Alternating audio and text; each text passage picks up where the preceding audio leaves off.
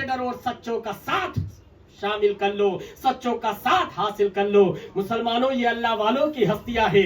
एक शख्स बहुत परेशान ज़दा था, उसके दिमाग में एक बातें आई कि मुझे मुरीद हो जाना चाहिए। उसका मिजाज यूं बना, अचानक वो लेटता है और 2 बजे के रात वो करवट दर करवट बदल रहा है। बीवी पूछती है, क्या तुम मुरीद हुए? उसने कहा, नहीं, अभी तक मुझे कोई पीर मेरे हिसाब से नहीं मिला। उसके अंदर खराबी ये थी, जब कोई पीर साहब उसके गांव में, मोहल्ले टोले उसके इलाके में आते थे तो वो नीचे से ऊपर तक सब कुछ गौर फिक्र करता था। इतने वक्त 2 बजे की रात में उसकी अहलिया मोहतरमा ने कहा, तुम किसी पीर का दामन पकड़ लो, यकीनन तुम मुरीद हो जाओ। अगर तुम मुरीद न हुए, तुम बगैर पीर के मर गए तो अल्लाह तुम्हें जहन्नम में डाल देगा। वो परेशान ज़दा हो जाता है, करवटें बदलता रहता है।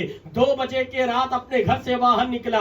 आप बताओ इलाके अलकापुरी वालों, मुसलमानों, 2 बजे के रात में आपको कैसे शख्स मिलेंगे जो इधर उधर शोर शगाफ, खेलो कूद, लवो लईब में मुब्तला होंगे। मुसलमानों, उसके अंदर एक मिजाज बर्पा होता है कि हमें जो है किसी पीर से बैत हो जाना चाहिए। वो शख्स घर से बाहर निकलता है, एक शख्स उसे रास्ते में मिलता है और कहता है, मुझे बैत कर लो। यकीनन वो शख्स कहता है, मैं इस लायक नहीं हूं जो तुमको मुरीद कर सकूं। वो परेशान ज़दा हो जाता है, कहता है, तू अच्छा है या बुरा है, जैसा भी है, लेकिन मुझे मुरीद कर ले, मुझे अपने दामन से वाबस्ता कर ले। कहा, अगर तुझे यकीन नहीं है तो देखो मैं कहां जा रहा हूं। इतने में जिस शख्स के घर वो चोरी करने जा रहा था, वो जो है गौसे आजम सरकार का घर था।